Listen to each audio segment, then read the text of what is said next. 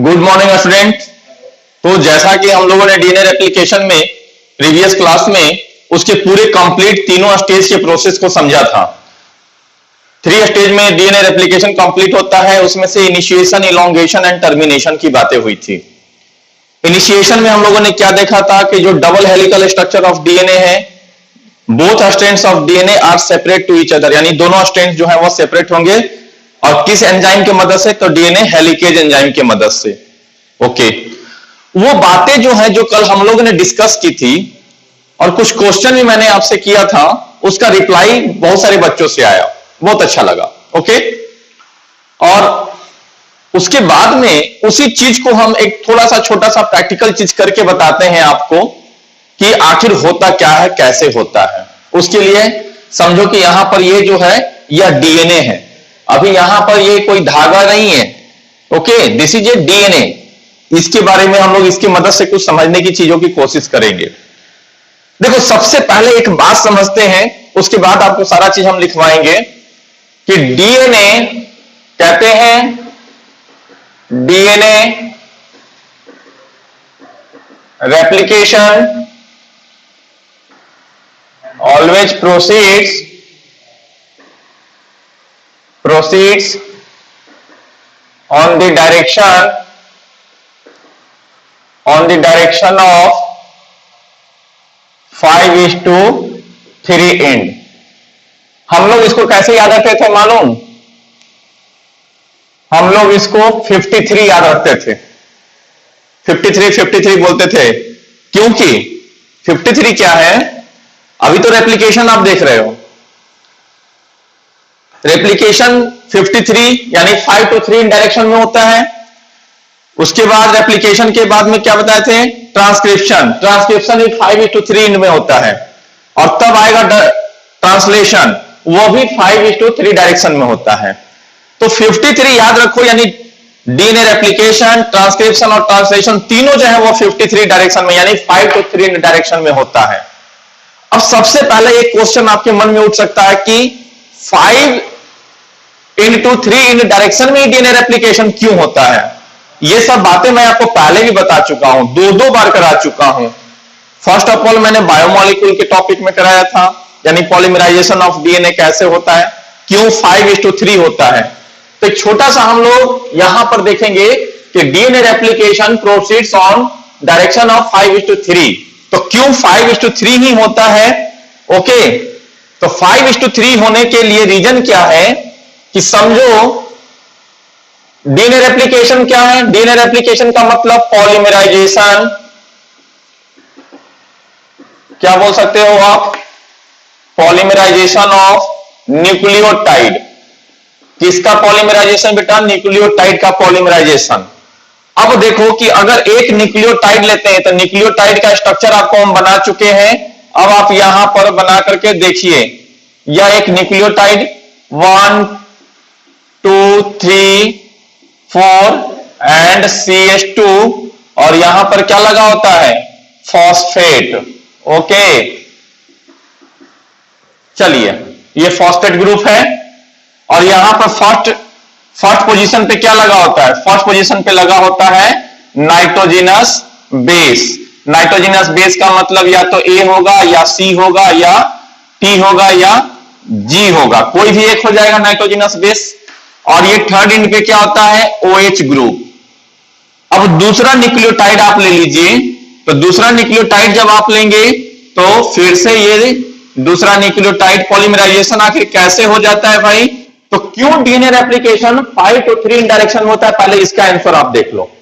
Okay, तो यहां पर फिर से कोई दूसरा नाइट्रोजिनस बेस, इस तरह से न्यूक्लियोटाइड है। न्यूक्लियोटाइड में तीनों चीज होते हैं, नाइट्रोजिनस बेस या पेंटोज शुगर और एक फॉस्फेट ग्रुप।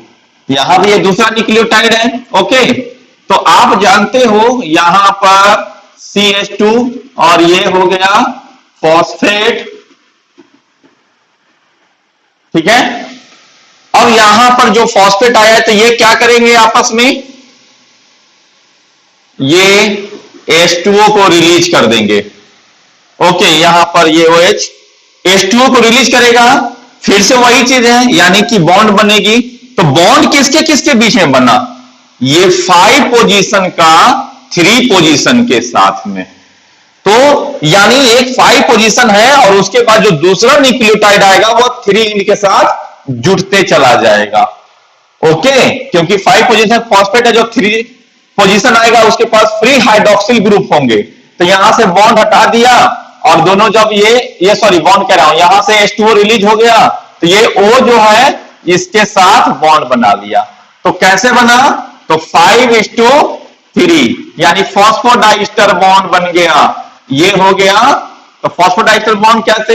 एक का 5 दूसरे का 3, तो पॉलीमराइजेशन 5 to 3। फिर दूसरा यहां पर OH, फिर कोई दूसरा न्यूक्लियोटाइड आएगा, इसका OH और उसका ये OH रिएक्शन करके और इसको मिटा देगा।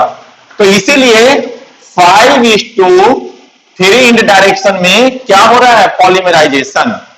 अगर नहीं तो आप तीसरा भी मैं आपको बना के दिखा सकता हूं। अब आप देखो, ये 5 था, एक न्यूक्लियोटाइड दूसरा आया, इस दूसरे न्यूक्लियोटाइड का 3rd पोजीशन बॉन्ड बनाया फॉस्फोडाइस्टर बॉन्ड 5:3। फिर कोई तीसरा आएगा। पहले आप ये हेडिंग लिख लीजिए, point DNA replication always proceed on the direction of 5:3 end. Okay, और याद रखने के लिए आपको हम यहां पर ब्रैकेट में 53 कर दिए हैं। अब आप फिर से, अब ये मैं मिटा रहा हूं, अब आप इसी चीज को, अब यहां पर देखो कोई तीसरा आएगा न्यूक्लियोटाइड, तीसरा न्यूक्लियोटाइड आएगा तो उसका क्या होगा भाई? तीसरे न्यूक्लियोटाइड का,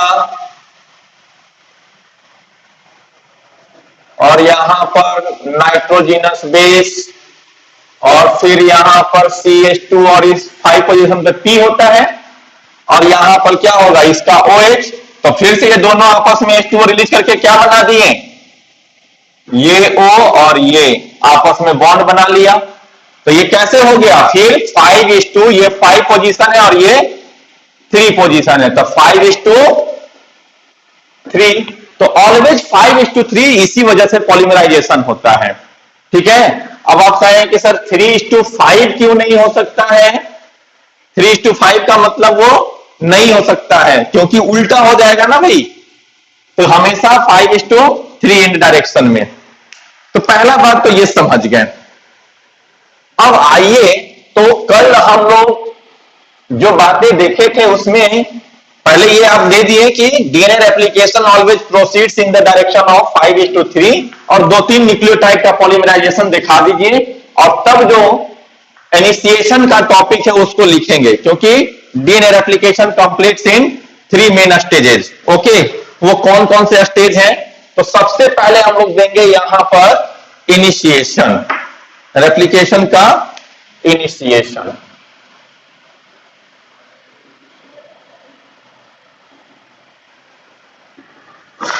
डीएनए रेप्लिकेशन में इनिशिएशन में क्या होता है?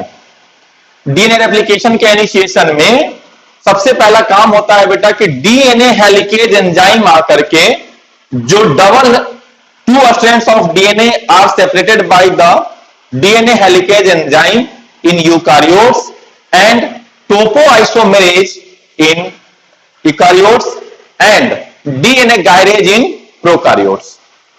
ठीक है, पहले बात ये हो गई कि इनिशिएशन के टॉपिक में ये जो हमारा इस तरह का जो डीएनए है, ये डीएनए के बीच में दोनों धागा किस वजह से जुड़े हैं? ये हाइड्रोजन बॉन्ड से जुड़े हुए हैं।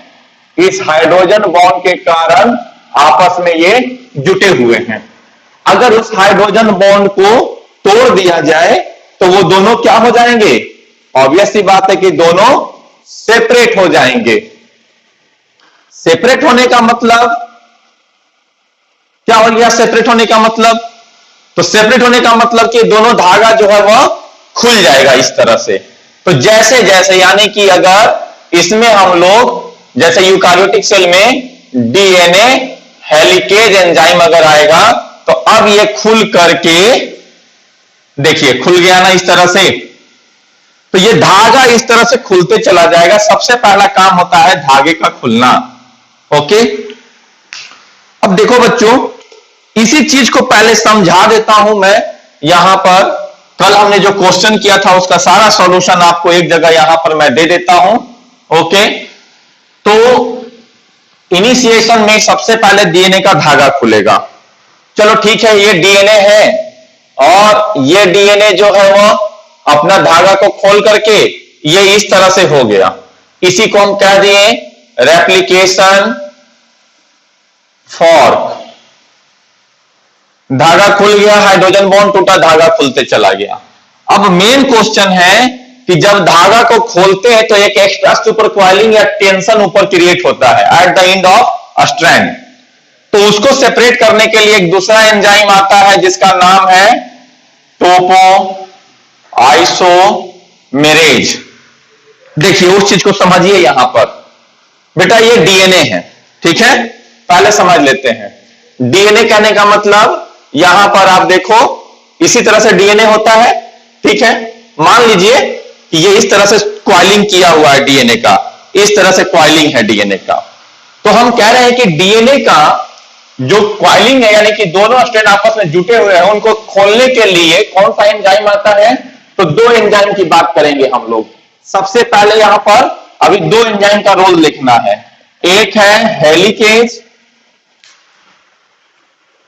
एक है कौन सा? हेलिकेज, ये थोड़ा डार्क दिखेगा अच्छे से, और दूसरा है टोपो आइसोमेरेज एंजाइम, ठीक है बेटा।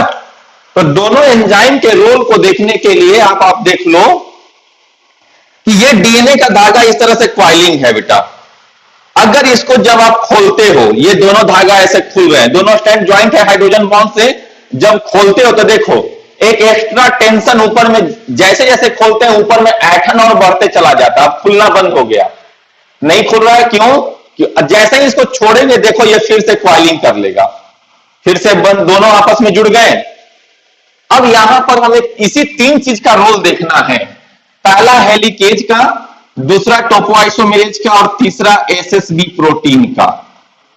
क्या होता है बेटा, थोड़ा समझने की कोशिश करेंगे। ये प्रैक्टिकल चीज मैं आपको समझाने की कोशिश कर रहा हूं कि बेटा जब ये डीएनए का धागा इस तरह से खुलेगा तो ये खोलने वाला काम कौन किया इस तरह से डीएनए को?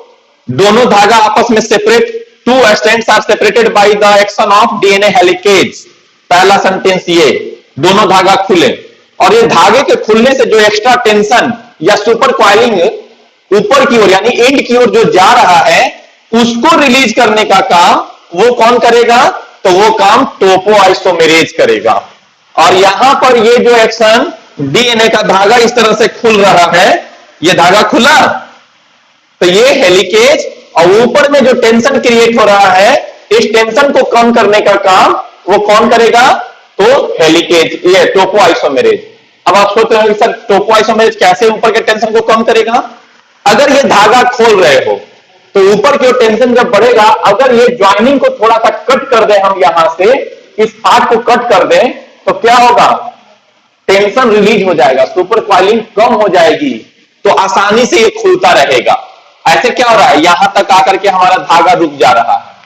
अगर वहीं पे इस पॉइंट पे अगर थोड़ा सा कट लगा दें तो ये आसानी से खुलने लगेगा।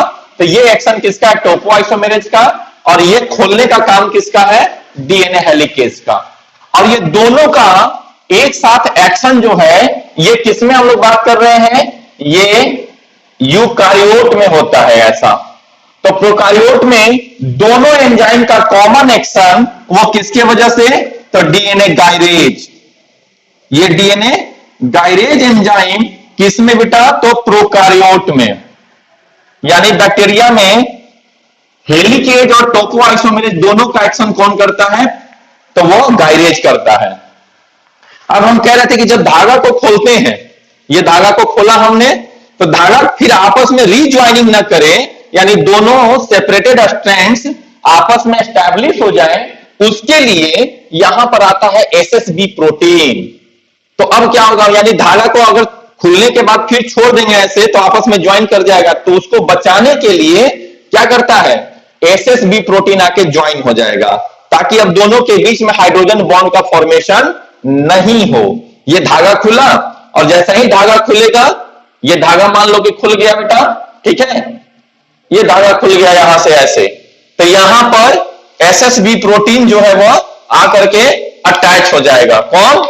ये समझो धागा खुला और इसके ऊपर इस तरह से एसएसबी प्रोटीन आके अटैच होगा। जब एसएसबी प्रोटीन आएगा तो दोनों के बीच में हाइड्रोजन बॉन्ड का फॉर्मेशन नहीं होगा तो धागा सेपरेट का सेपरेट रह जाएगा, यानी both strands of DNA are separated, separate ही रह जाएंगे। पहला बात तो यहां तक ये हो गई।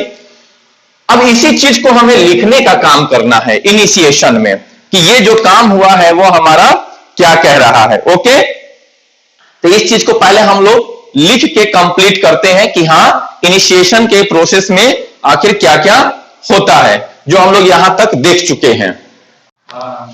तो यहां पर अब इस चीज का इनिशिएशन सिर्फ हम लोग देखेंगे। ओके, तो चलिए पहले इनिशिएशन के पॉइंट को लिख लेते हैं। तो इनिशिएशन में कहते हैं कि the enzyme DNA helicase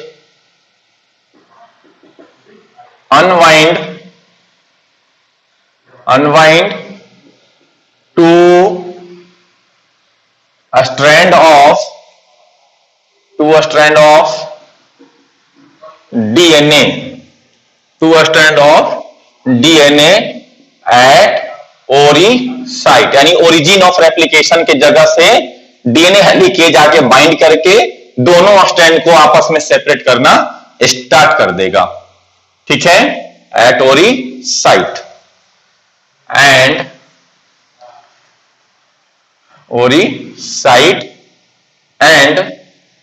SSB ori site by destroying the, तो कैसे सेपरेट करता है ओरी साइट, वो भी लिख देते हैं, by destroying the hydrogen bond. तो हाइड्रोजन बॉन्ड के बीच के हाइड्रोजन बॉन्ड को डिस्ट्रॉय करेगा by destroying the hydrogen bond and SSB, यानी पूरा नाम क्या है, single stranded binding protein, single stranded binding protein SSB protein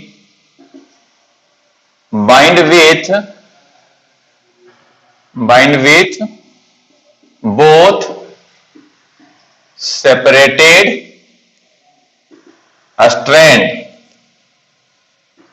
and it form a Y-shaped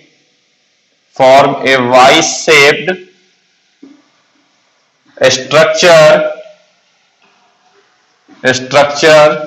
and it form Y-shaped structure called replication fork, तो उसको क्या कहेंगे बेटा, रेप्लिकेशन फॉर्क कहेंगे, कॉल्ड रेप्लिकेशन फॉर्क। उसी को जो वाई शेप का स्ट्रक्चर बना है इस तरह से, अभी कल भी हम लोग देखे थे वाई शेप स्ट्रक्चर, इस तरह से आप बना के दिखा सकते हैं, Y shape structure form called replication fork. अब नेक्स्ट पॉइंट इसी में, तो पहले दोनों धागा खुला, उसमें एसएसबी प्रोटीन आके अटैच हुआ और एक वाई शेप का स्ट्रक्चर बना, उसको कहेंगे रेप्लिकेशन फॉर्क। ठीक है, okay, SSB protein bind with separated strand, it form a Y shape structure called replication fork. SSB protein stabilizing the single stranded structure, यानी जो सिंगल स्ट्रैंडेड स्ट्रक्चर दोबारा double stranded नहीं हो जाए, उसके लिए एसएसबी आया और उसको एस्टैब्लिश किया। नेक्स्ट पॉइंट देखो बेटा, अब कहते हैं due to helicase action a super coil और या टेंशन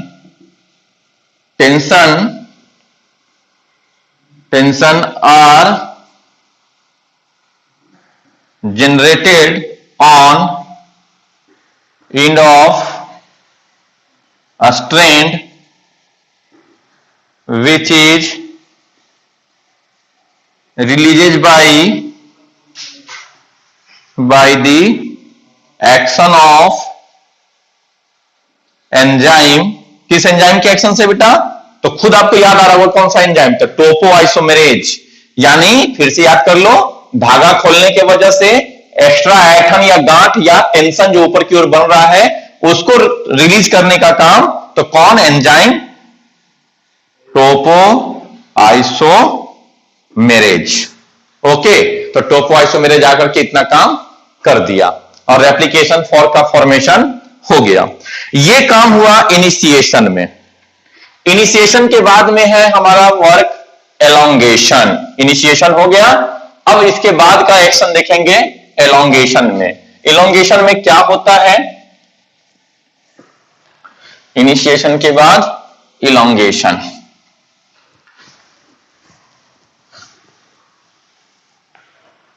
चलिए अब हेडिंग देंगे हम लोग इसी में, एलोंगेशन।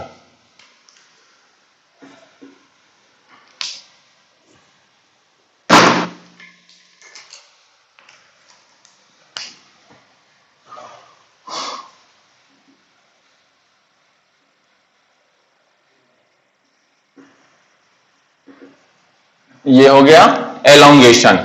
एलोंगेशन का मतलब कि अब जो इस तरह से रेप्लिकेशन फॉर्क बना था, this is called replication fork. इसको क्या कहेंगे हम लोग? ये रेप्लिकेशन फॉर्क हुआ। अब इसमें मेन समझने का काम आपको करना है, जो कल हम समझाए थे और इससे रिलेटेड क्वेश्चन भी पूछे थे आपसे। कुछ लोगों का अप्रोच बहुत अच्छा रहा। ओके, देखिए अब धागा को खोला, धागा खुल गया, ये दोनों धागा सेपरेट हो गए। पहले धागा यहां से यहां तक पूरी लंबाई इतनी है, मान लीजिए इसकी लंबाई कितनी है? 10 सेंटीमीटर है, और 10 सेंटीमीटर में से अभी स्टार्टिंग में 5 सेंटीमीटर ही धागा खुला है, बाकी का रिमेनिंग ये 5 सेंटीमीटर यहां से बचा हुआ है। एक बार में पूरा धागा सेपरेट नहीं होगा, जैसे जैसे खुलेगा वैसे वैसे डीएनए रेप्लिकेशन होते चला जाएगा। ओके, अब ये समझ लो कि ये 3 to 5 एंड का डीएनए है, धागा है, और इधर वाला क्या होगा? जस्ट अपोजिट, तो ये हो जाएगा 5 to 3 एंड, एक दूसरे का एंटी पैरेलल होते हैं। इसी को हम लोग कहते हैं टेम्पलेट स्ट्रैंड। यानी ये जो हुआ ये हो गया टेम्पलेट, डीएनए टेम्पलेट, दोनों ये हो गए टेम्पलेट। अब कहते हैं कि DNA replication always proceeds on 5:3 in direction, और डीएनए हमेशा जो एक दूसरे का कॉम्प्लीमेंट्री होता है, तो 5:3 इन डायरेक्शन, यानी ये 3 to 5 है, तो 5:3 किधर की ओर जाएगा? ऐसे बढ़ेगा, तो ये हो गया 5 to 3 एंड। और ये कैसा है? ये है 3 to 5, यानी इधर से 5:3 अपोजिट है। तो रेप्लिकेशन हमेशा कैसा आएगा? 5:3, यानी इधर 5 होगा तो इधर 3 आएगा, तभी तो एक दूसरे का अपोजिट भी होगा। रेप्लिकेशन हमेशा 5:3 इन डायरेक्शन में, जैसे ये 5:3 इन डायरेक्शन में गया, लेकिन इसमें रेप्लिकेशन जस्ट इस तरह से अपोजिट आएगा। अब इसमें दो बातें समझने के लिए बहुत ही इंपॉर्टेंट बात है। देखिए एरो जो है, 3 एरो क्यों दिखाएं? इधर एकदम कंटिन्यूअस एरो, एक यहां तक खुला हुआ है धागा, वहां तक कंटिन्यू है, और इसमें इस तरह से यहां तक में इतना एरो हो गया, 3 एरो। इस स्ट्रैंड का नाम है लैगिंग स्ट्रैंड, और इस स्ट्रैंड का नाम है बेटा लीडिंग स्ट्रैंड। ओके, ये लीडिंग स्ट्रैंड, ये लैगिंग स्ट्रैंड।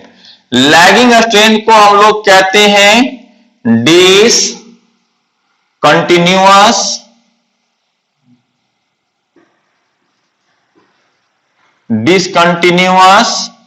स्ट्रैंड, और लीडिंग स्ट्रैंड का नाम है कंटिन्यूअस स्ट्रैंड, इसका नाम क्या हो जाएगा? तो कंटिन्यूअस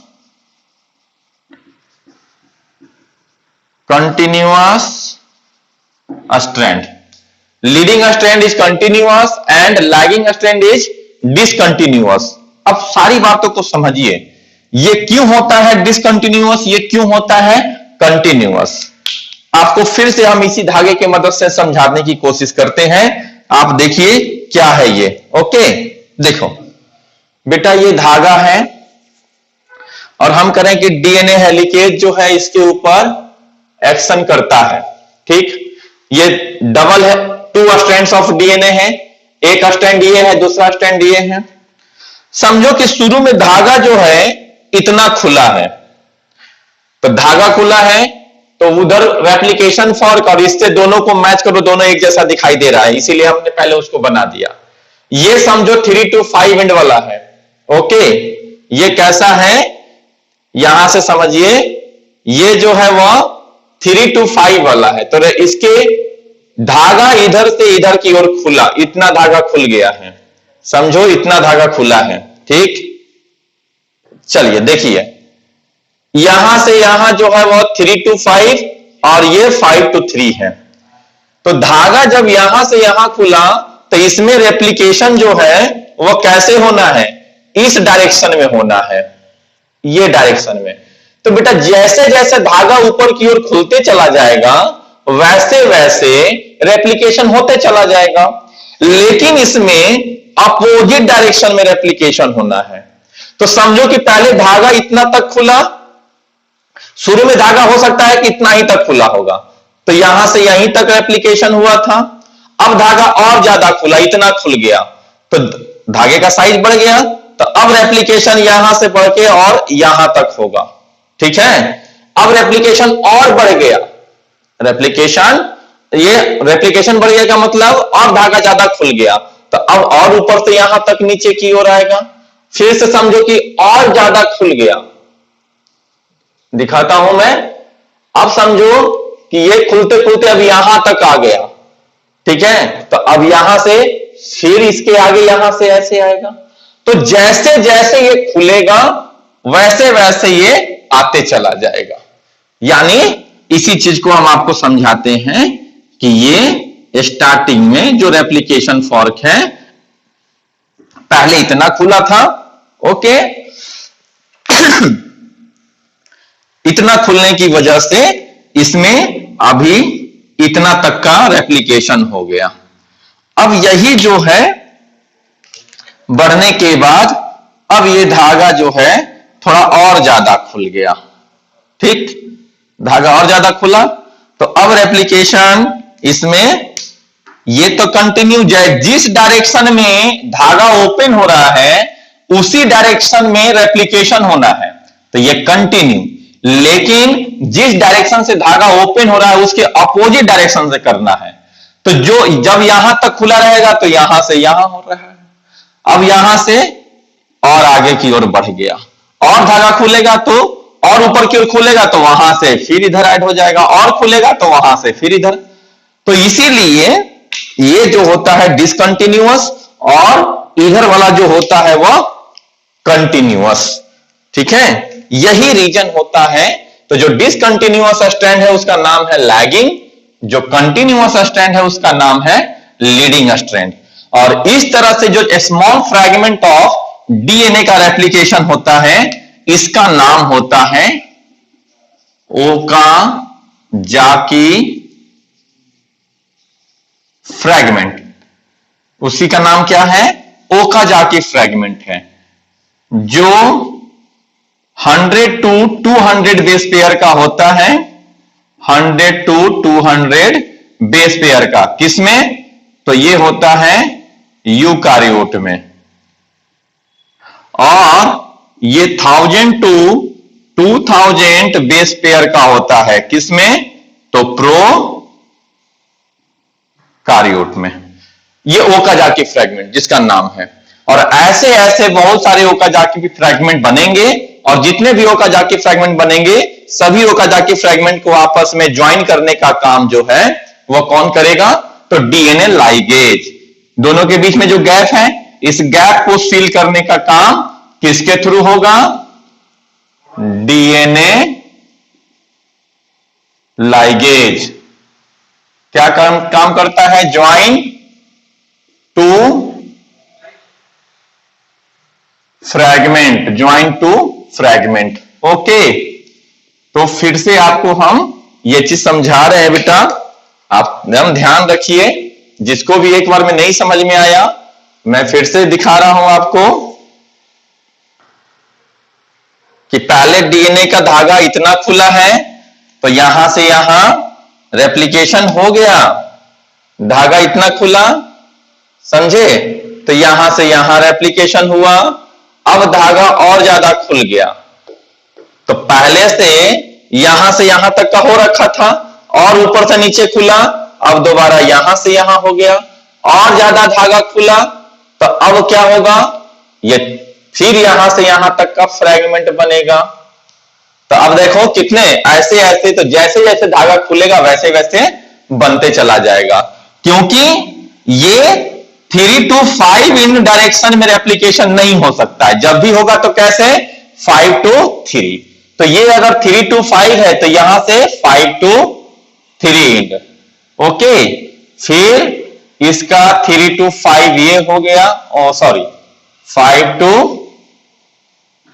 3, 5 to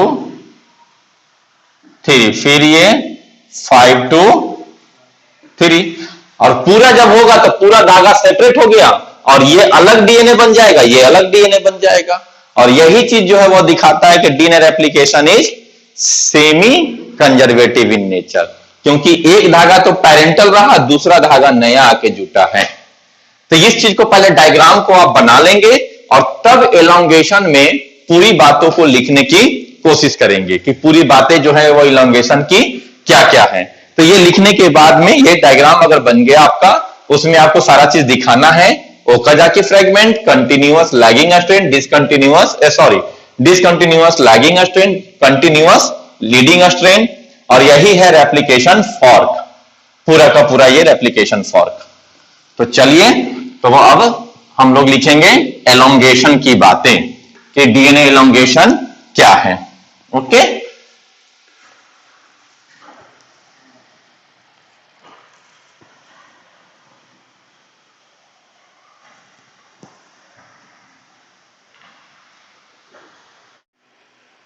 चलिए अब लिखते हैं हम लोग एलोंगेशन के बारे में।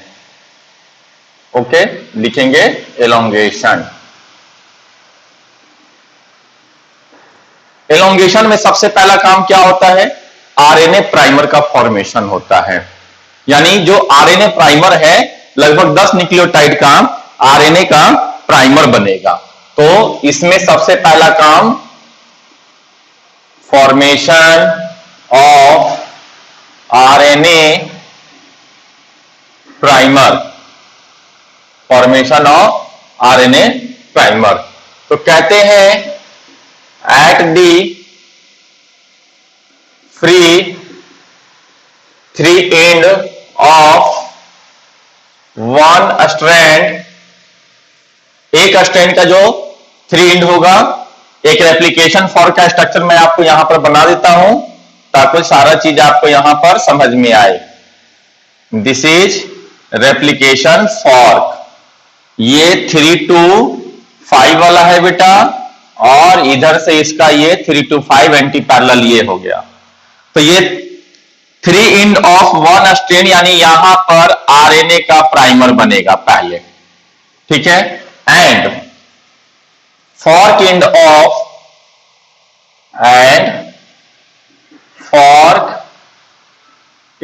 तो फॉर्क का एंड ये हुआ बेटा, this is called fork and, ठीक है। तो कहते हैं फॉर्मेशन ऑफ आरएनए प्राइमर, तो at the free 3 end of one strand and fork end of another strand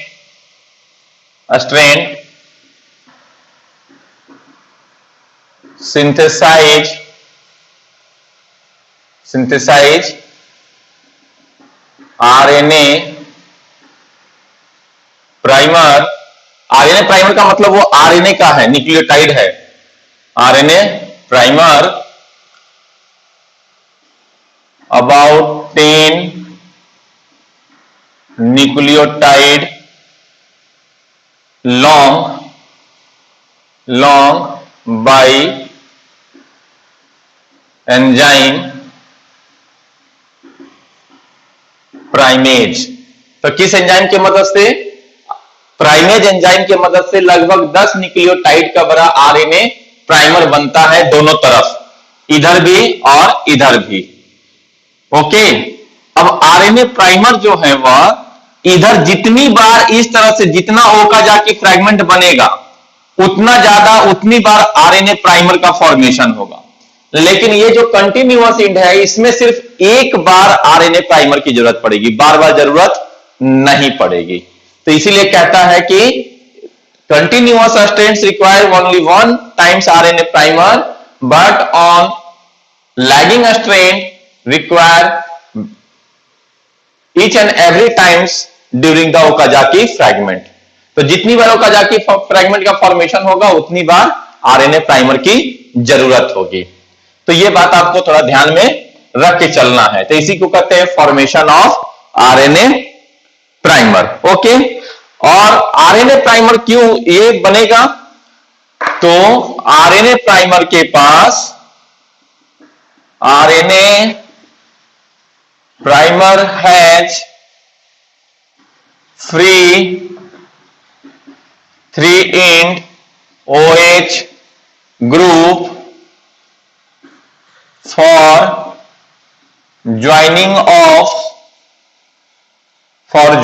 of DNA nucleotide. Okay, तो उसके पास जब फ्री OH ग्रुप रहेगा 3' पे, तभी तो कोई दूसरा डीएनए का न्यूक्लियोटाइड आकर के ज्वाइन करेगा, यानी DNMP, डीऑक्सी न्यूक्लियोटाइड मोनोफॉस्फेट या डीऑक्सी न्यूक्लियोसाइड मोनोफॉस्फेट, इसी को कहते हैं। ओके, अब देखो कि जब यहां पर हो गया उसके बाद आता है base pairing.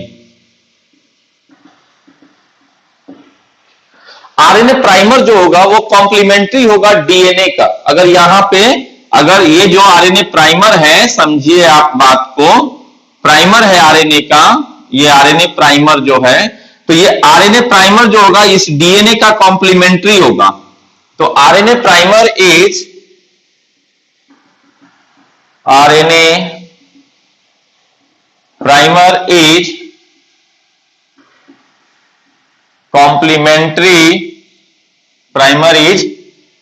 complementary to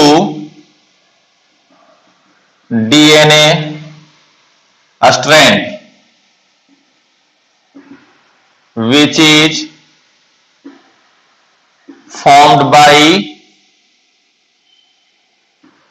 nucleotide triphosphate।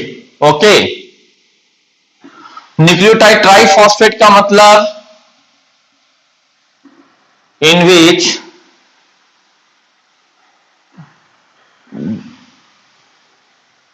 that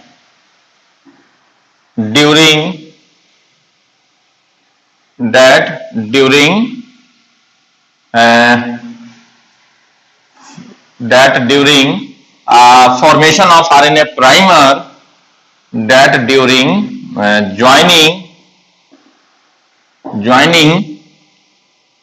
two phosphate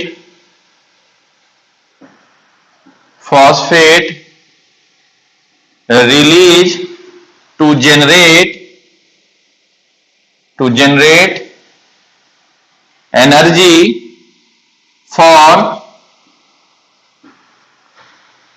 formation of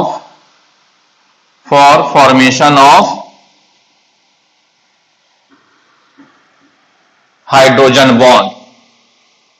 bond इसके और इसके बीच में जो हाइड्रोजन बॉन्ड बनेगा, तो बॉन्ड बनाने के लिए एनर्जी की जरूरत होगी।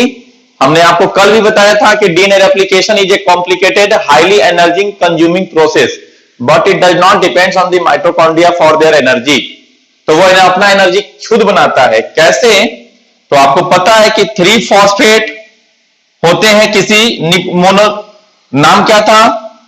तो यहां पर जो हम लोग DNTP लिए थे, तो ये DNTP टूटता है किसमें? पायरोफॉस्फेटेज में, ये ठीक है, ये फॉस्फोराइलेज में के एंजाइम के मदद से। तो ये टूटेगा तो किसमें? DNMP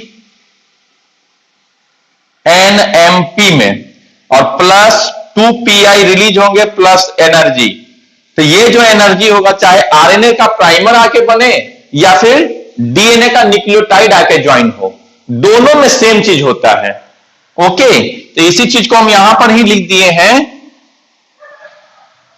and the same process are found during joining of DNTP।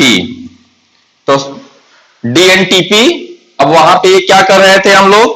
तो हम यही चीज आपको बता रहे हैं कि जो DNTP है वह एंजाइम पायरोफॉस्फेटेज के मदद से, तो यहां पर जो जितने भी हैं, जैसे एग्जांपल के रूप में लिख लीजिए DTP, ठीक है, TTP हो जाएगा, डीऑक्सी इन डीएनए, जब डीएनए का पॉलीमराइजेशन अब स्टार्ट हुआ है तब बेटा, ठीक है। और अगर आरएनए प्राइमर बन रहा है तो सिर्फ डी हटा दीजिए, ठीक है, तो वहां पर टी की जगह पर यूटीपी हो जाएगा, यूरासिल ट्राइफॉस्फेट।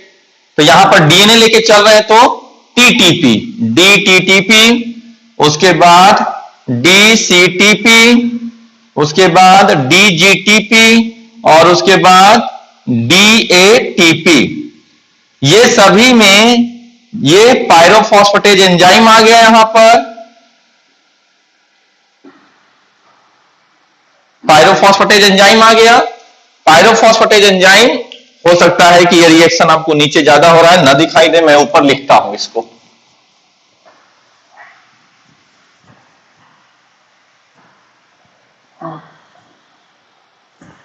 तो हम क्या कह रहे हैं यहां पर? DTTP, DCTP, DATP और DGTP, यहां पर एंजाइम आ गया पायरोफॉस्फेटेज। कौन सा एंजाइम? तो ये एंजाइम हो गया पायरोफॉस्फेटेज। अब पायरोफॉस्फेटेज एंजाइम जब यहां पर एक्शन करेगा तो ये क्या कर देगा इसको? तो ये कन्वर्ट हो जाएगा DTMP, DCMP, DAMP और DGMP plus 2PI plus energy. इसमें भी same 2PI plus energy plus 2PI plus energy plus 2PI plus energy, क्योंकि मोनोफॉस्फेट यानी एक फॉस्फेट है और दो फॉस्फेट यहां, दोनों मिलकर 3 फॉस्फेट, इधर कितने थे? ट्राइफॉस्फेट। और फॉस्फेट जब टूट के निकलता है तो यहां पर क्या है? एनर्जी निकलेगा। At that energy are use, ये energy used in formation of hydrogen bond between two complementary strand, वही चीज between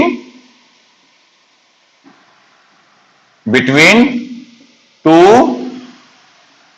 complementary strand। इसी एनर्जी को यूज करके, यानी अपना एनर्जी खुद से निकाल लिया, वो माइटोकॉन्ड्रिया पे डिपेंड नहीं किया। अब यहां तक कि जब बात हो गई कंप्लीट, आरएनए का प्राइमर बन गया, ठीक है, आरएनए प्राइमर बनने के बाद में अब यहां पे जो फ्री थर्ड एंड पे जो OH ग्रुप होगा, तो जो न्यूक्लियोटाइड आएगा वह फिर अटैच करके और ये बनाते चला जाएगा, यानी पॉलीमराइजेशन ऑफ न्यूक्लियोटाइड स्टार्ट हो जाएगा, ठीक है।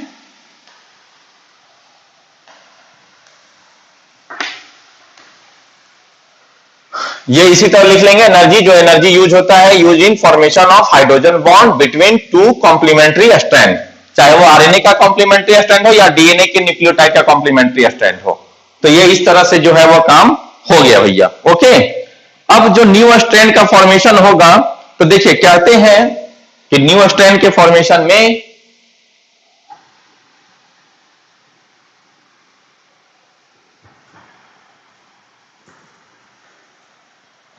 अभी लॉन्गेशन में ही सारी बातें चल रही है हमारी।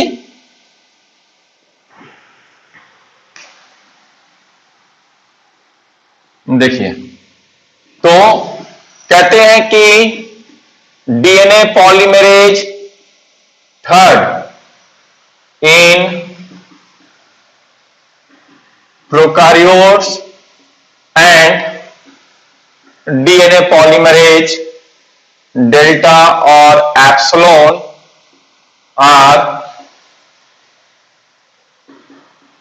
are required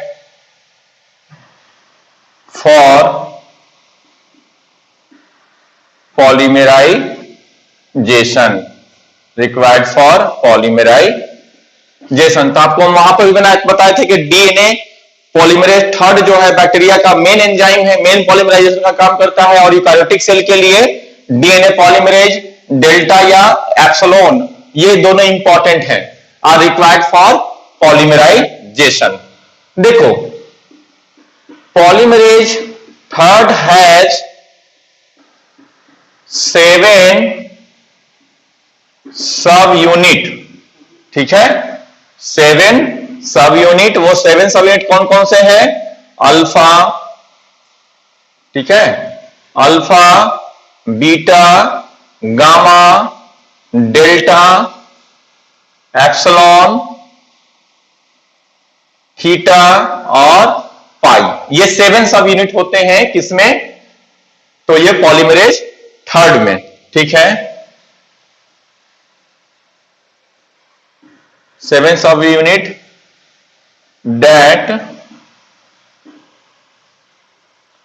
that formed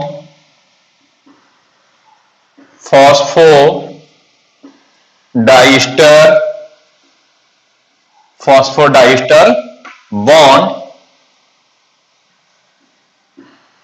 between two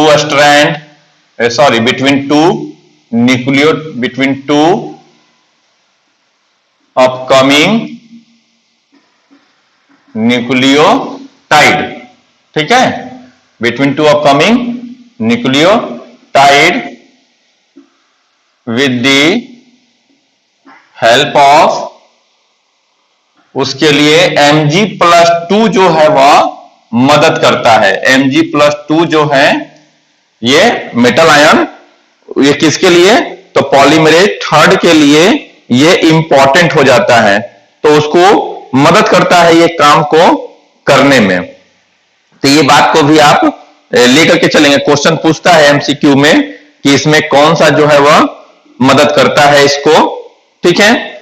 अब जो यहां पर ये बना था, अब पॉलीमराइजेशन बढ़ा बेटा, पॉलीमराइजेशन बढ़ेगा, सॉरी, तो यहां पर ये प्राइमर हुआ। अब प्राइमर के आगे क्या होगा? अब डीएनए का पॉलीमराइजेशन, यानी कि यहां पर अब ये क्या आया? डीएनएमपी, डीऑक्सी न्यूक्लियोसाइड मोनोफॉस्फेट, यानी डीएनए का न्यूक्लियोटाइड आया, तो पॉलीमराइजेशन आगे की ओर बढ़ा। तो ये जो आरएनए का प्राइमर जो बना था, अब इसको खत्म करना है, ये परमानेंट नहीं रहेगा, तो इसको जो है हटाने का काम जो है प्रोकार्योटिक सेल में पॉलीमरेज 1 करेगा। तो इसी को लिखते हैं हम लोग, पॉलीमरेज 1 रिमूव या रिलीज, जो भी करना है, polymerase 1 remove RNA primer from the strand and and that place and that place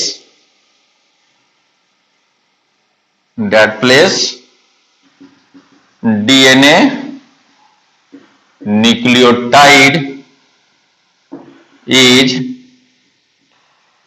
attached. Both of them are joined by ligase. तो अब समझ लो कि जब यहां से यहां तक बना था, ये तो दोनों अटैच हैं। अब हम कह रहे हैं कि ये मिट गया, ठीक है, ये खत्म हो गया, तो इसके जगह पे अब क्या बनेगा? प्राइमर, ये डीएनए का न्यूक्लियोटाइड, डीएनए न्यूक्लियोटाइड हो गया। तो अब डीएनए न्यूक्लियोटाइड दोनों के बीच में कोई गैप रहेगा तो उस गैप को सील करने का काम लाइगेज कर देगा, ठीक है। तो लाइगेज आकर के उसको जोड़ देगा। जैसे ओकाजाकी, दो ओकाजाकी फ्रैगमेंट को जोड़ने का काम जो है वह कौन करेगा? तो वह डीएनए लाइगेज करता है और दोनों कॉम्प्लीमेंट्री न्यूक्लियोटाइड जो है वह बन गए, ठीक है ना। कहते हैं कि the two strand of DNA run anti parallel, क्योंकि ये अगर 3 to 5 है तो ये 5 to 3 जा रहा है। तो इसी चीज को लिखते हैं कि two strands of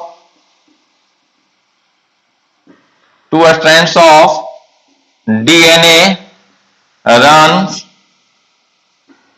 anti parallel. दोनों जो है वह एक दूसरे के एंटी पैरेलल रन करेंगे। यहां तक की बात लिख ली, अब फिर से ऊपर लिखेंगे हम लोग।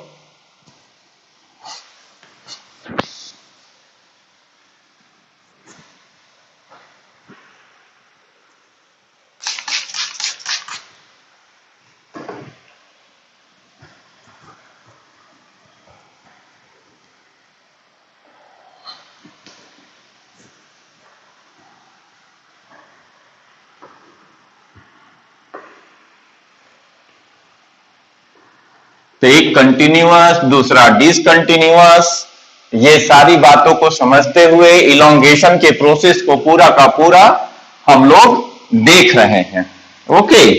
और इलोंगेशन में ये बात लिख लिए कि two strands of DNA run anti parallel direction. तो कहते हैं कि वन स्ट्रैंड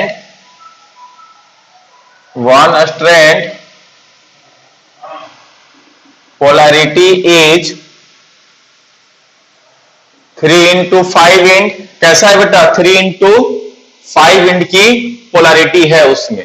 और ये जो होगा, ये पोलैरिटी वाला जो स्ट्रैंड होगा, इसी को कहते हैं हम लोग लीडिंग स्ट्रैंड। और ये जो होता है वह कंटिन्यूअस रेप्लिकेशन करता है। और इस स्ट्रैंड में सिर्फ ओनली वन टाइम क्या होगा? आरएनए प्राइमर की जरूरत बनेगी, ठीक है ना। तो ये कहेंगे form it's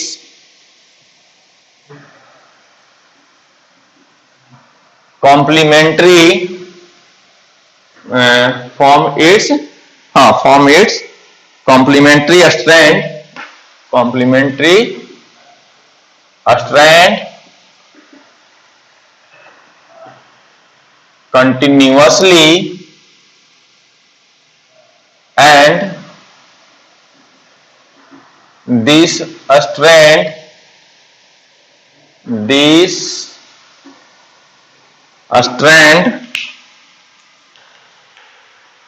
strand required only one time RNA primer because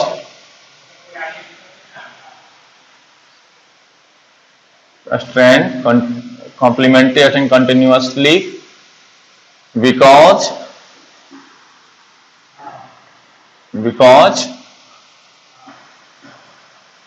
a strand open in the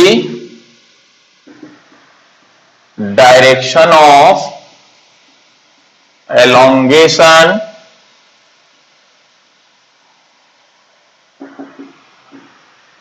this strand is called leading strand. तो इसको हम लोग कहते हैं लीडिंग स्ट्रैंड। ओके, अब आइए, एक स्ट्रैंड तो हो गया लीडिंग स्ट्रैंड जो हम लोग समझ गए। अब कहता है कि replication discontinuous on replication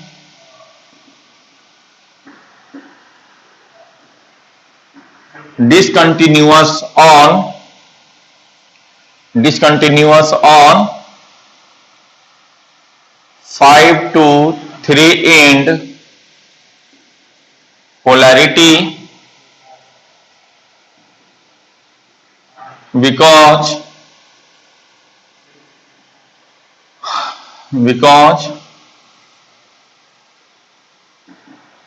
elongation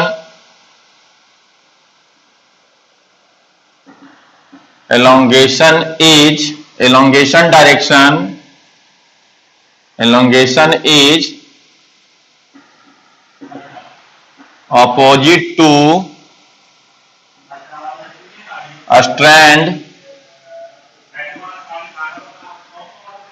strand opening site। ठीक है, तो जिस इधर स्ट्रैंड ऊपर की ओर खुलना है और रेप्लिकेशन नीचे अपोजिट डायरेक्शन में होना, नीचे ऊपर रहे या ऐसे फ्लैट में भी रहे, तो खुल रहा है वो ऐसे इस डायरेक्शन में, रेप्लिकेशन जाना है इधर, तो पहले वो वेट करेगा ना कि खुलेगा तभी तो रेप्लिकेशन कर पाएगा ना, और इसको जैसे जैसे खुलेगा वैसे वैसे रेप्लिकेशन होते चला जाएगा। तो वो कह रहे हैं कि opposite two strand opening site. So this is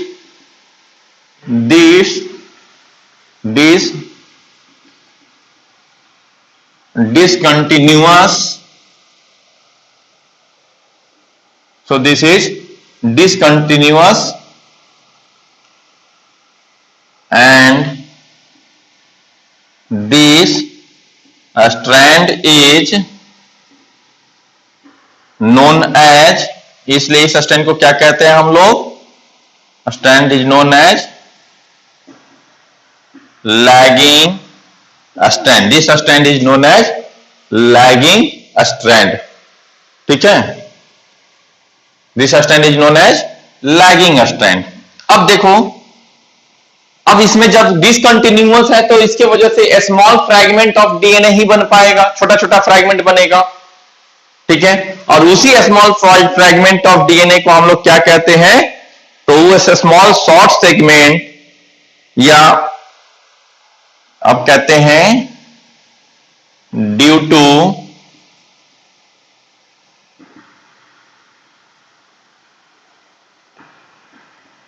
discontinuous a short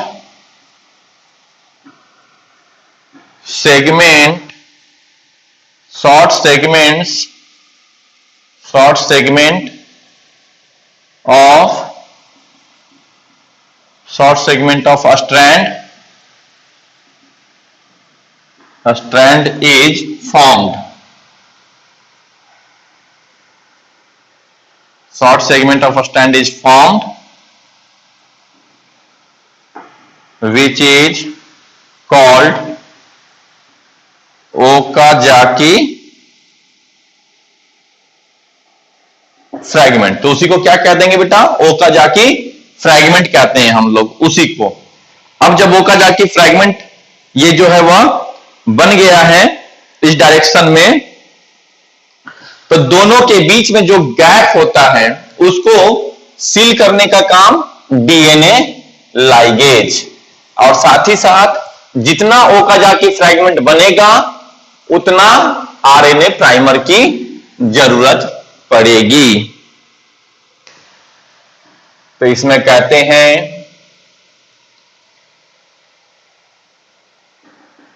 RNA primer are synthesized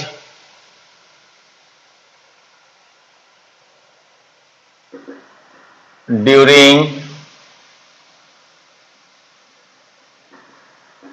formation of each Okazaki fragment, यानी जितना ओकाजाकी फ्रैगमेंट बनेगा उतनी बार आरएनए प्राइमर की जरूरत पड़ेगी ऑन दिस स्ट्रैंड। ठीक है, अब तो उतना की जरूरत पड़ गया। अब देखिए the gap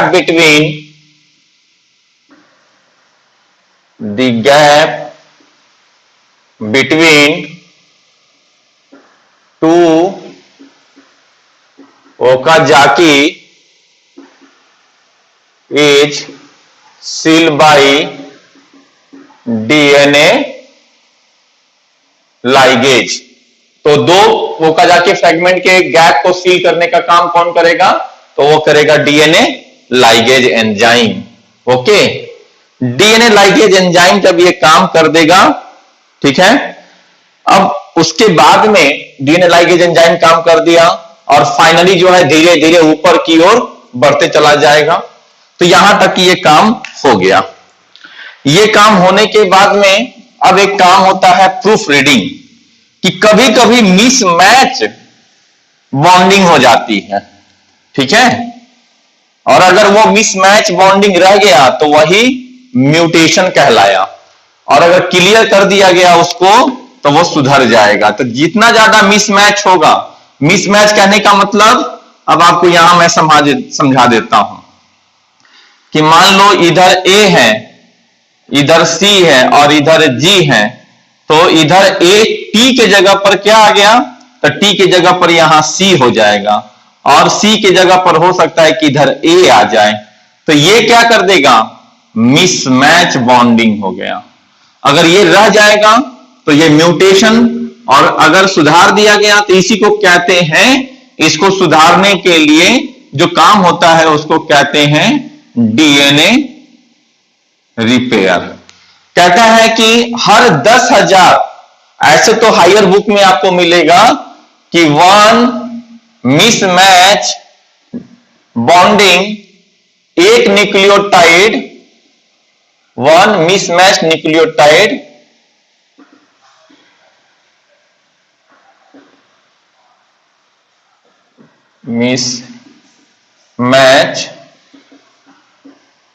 nucleotide 10⁹ base pair में एक मिसमैच होता है। 10⁹ आपके स्टैंडर्ड के बुक में, कुछ बुक में देता है जैसे ट्रूमेंस वगैरह है, तो उसमें दे देगा क्या? तो उसमें देता है 1 in every 10,000। ओके, ये कितना हो जाएगा? 10⁻³ ही हो जाएगा, जो कि काफी कम है, उतना नहीं होता है। बट अभी जो है आपके बुक में उतना ही लेके चलिए, आपको उतना ज्यादा हायर नहीं जाना है। ठीक है, तो चलिए इसी को लिखते हैं प्रूफ रीडिंग, या इसी को कहते हैं DNA repair.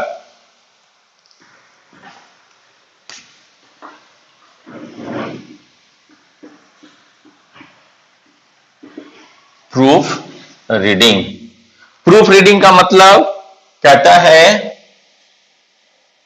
1 base pair is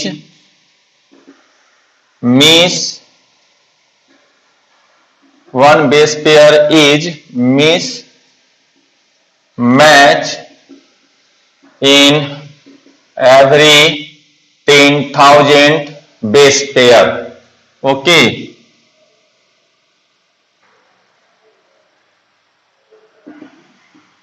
which is repair by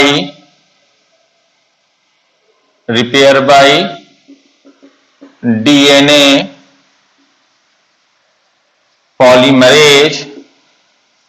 ठीक है, तो डीएनए पॉलीमरेज, या फिर ऐसे मेन रूप से repair by DNA exonuclease या इंडो न्यूक्लिएज जो भी है, और वहां पर डीएनए लाइगेज आकर के काम करेगा। तो यहां पर DNA polymerase by DNA poly, repair by DNA polymerase. But when this is not repair it lead to mutation.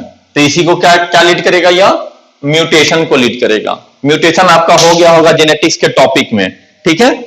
तो वहां पर आप पूरा देखे होंगे, ठीक है, सब तरह के म्यूटेशन देखे होंगे, frame shift mutation, nonsense mutation, वो सब तरह का आप देख चुके होंगे। लेकिन हम आपको यहां पर एक चीज और आपको हुआ होगा कि कौन सा म्यूटेशन, ठीक है, इवोल्यूशन के लिए रिस्पॉन्सिबल होता है और कौन सा म्यूटेशन हमारे बॉडी में कैंसर कॉज कर सकता है। देख लीजिए, सेक्सुअल रिप्रोडक्शन से दो तरह के सेल बने हमारे बॉडी में। बस समझने के लिए अगर नोट डाउन भी करना अपने नोटबुक में तो कहीं साइड के पोर्शन पे इसको नोट डाउन कीजिएगा, क्योंकि ये हमारा प्रूफ रीडिंग के बाद अलग चले, म्यूटेशन टॉपिक नहीं है, बस इसमें है समझना है। तो वो म्यूटेशन, तो म्यूटेशन तो कहते हैं सेक्सुअल रिप्रोडक्शन जो है दो तरह का सेल बनाया बेटा, एक बनाया सोमैटिक सेल और दूसरा बनाया जर्म सेल। सोमैटिक सेल से जो म्यूटेशन अगर होगा तो सोमैटिक सेल का मतलब हमारे बॉडी का जो हमारे रिप्रोडक्शन में पार्टिसिपेट नहीं करे, यानी हमारी बॉडी के ग्रोथ में रहेगा, तो इसी से क्या हो सकता है? कैंसर। और जर्म सेल में जो म्यूटेशन होता है तो दैट पार्टिसिपेट इन इवोल्यूशन। तो जो बैक्टीरिया से इतने बड़े हम लोग होमो सैपियंस बन गए ड्यू टू द इवोल्यूशन। और इवोल्यूशन का थीसिस किससे वजह से?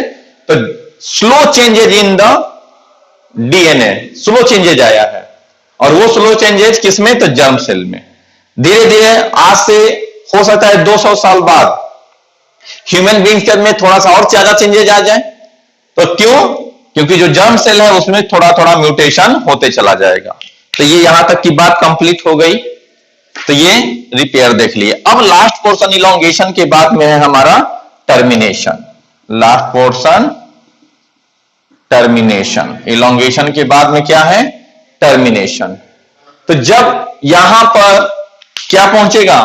धीरे धीरे धागा खुलते चला गया और फाइनल ये डीएनए पॉलीमरेज ऊपर में पहुंचेगा, तो यहां तक क्या बन गया? ये इस तरह से बनते चला गया डीएनए, और लास्ट जब एंड पॉइंट आएगा तो ये क्या होगा? रिलीज हो जाएगा। तो यहां पर जब रिलीज हुआ तो टर्मिनेशन का मतलब हो गया DNA polymerase are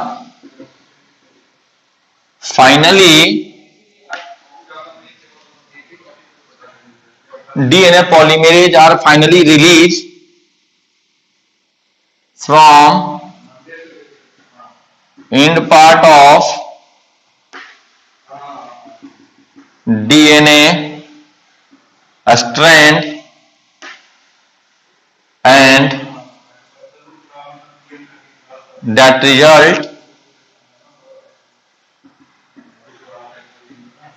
result into formation of two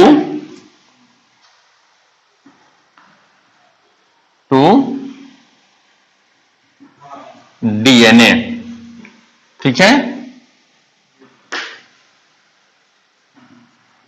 which are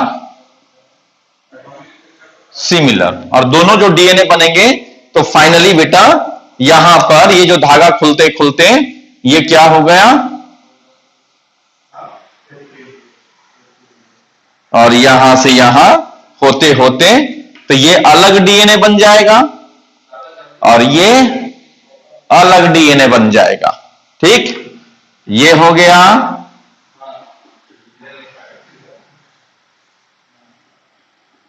और ये डीएनए और ये दोनों क्या होंगे? एक दूसरे के सिमिलर होंगे। तो 2 डीएनए फाइनल बन गया और आरएनए पॉलीमरेज रिलीज हो जाएगा। अब ये एक सेल में कितने डीएनए हो गए? यानी ये सेल के अंदर 2 डीएनए बन गए। जब 2 डीएनए बन जाता है तो अब ये सेल किस में चला जाता है? Now this cell goes to M phase for the division, और जब नहीं जा पाएगा तो पॉलीप्लॉइडी का कंडीशन हो गया। तो इस तरह से हमारा फाइनली रेप्लिकेशन का प्रोसेस कंप्लीट हुआ। रेप्लिकेशन के बाद में हम लोग नेक्स्ट टॉपिक जो है वो देखेंगे ट्रांसक्रिप्शन। डीएनए से डीएनए बनने का प्रोसेस हम लोगों ने देखा। अब डीएनए से आरएनए बनने का प्रोसेस जो है हम लोग नेक्स्ट क्लास में इसको स्टार्ट करेंगे। Okay, thank you.